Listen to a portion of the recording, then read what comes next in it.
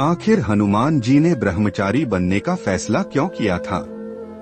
पौराणिक कथा और पाराशर संहिता के अनुसार हनुमान जी ने किसी महत्वपूर्ण कारण से एक विवाह किया था, लेकिन तब भी उन्होंने ब्रह्मचर्य का नियम नहीं तोड़ा।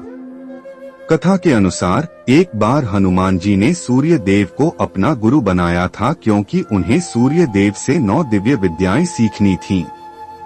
सूर्य देव ने इन 9 में से 5 विद्याएं तो हनुमान जी को दे दी, लेकिन शेष 4 विद्याओं के लिए सूर्यदेव के सामने एक संकट खड़ा हो गया, क्योंकि बाकी की 4 विद्याओं का ज्ञान सिर्फ विवाहित को ही मिल सकता था।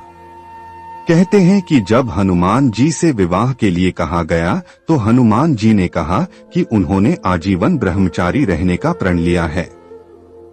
इस दुविधा को देखते हुए सूर्य देव ने हनुमान जी से कहा कि वो उनकी पुत्री से विवाह कर सकते हैं। फिर उनका विवाह सुवर्चला से हुआ, जो कि एक तपस्विनी थी। सूर्य के अनुसार सुवर्चला एक अयोनिजा योनि की भागीदारी के बिना पैदा हुई थी।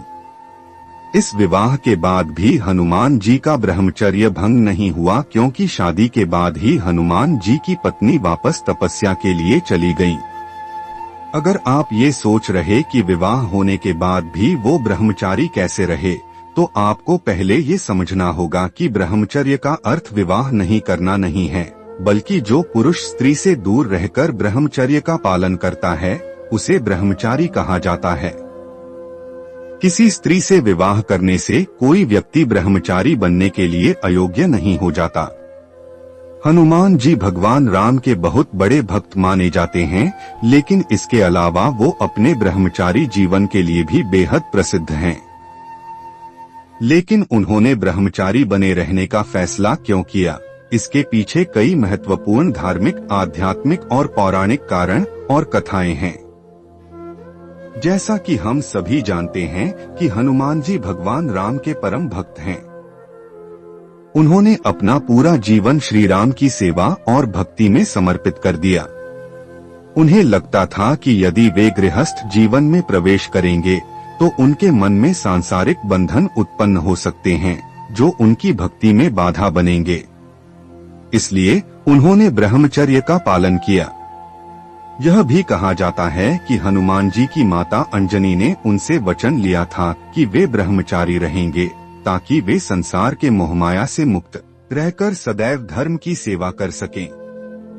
हनुमान जी ने अपनी माता के इस वचन का पालन किया। हनुमान जी को बाल ब्रह्मचारी माना जाता है, और यही कारण है कि स्त्रियों को उनकी मूर्ति छूने या उनसे जुड़ा कोई भी प्रतीकात्मक चीज पहनने से मना किया जाता है। लेकिन क्या कभी आपके मन में ये सवाल आया है कि हनुमान जी ने ब्रह्मचारी बनने का फैसला क्यों किया? चलिए जानते हैं।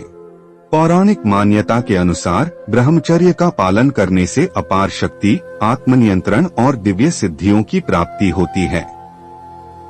हनुमान जी ने इन्हीं सिद्धियों और शक्तियों का उपयोग भगवान राम की सेवा और धर्म की रक्षा के लिए किया।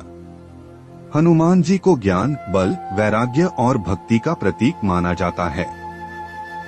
ब्रह्मचर्य उनके वैराग्य और तपस्वी जीवन का परिचायक है, जो उन्हें महान योद्धा और पराक्रमी बनाता है।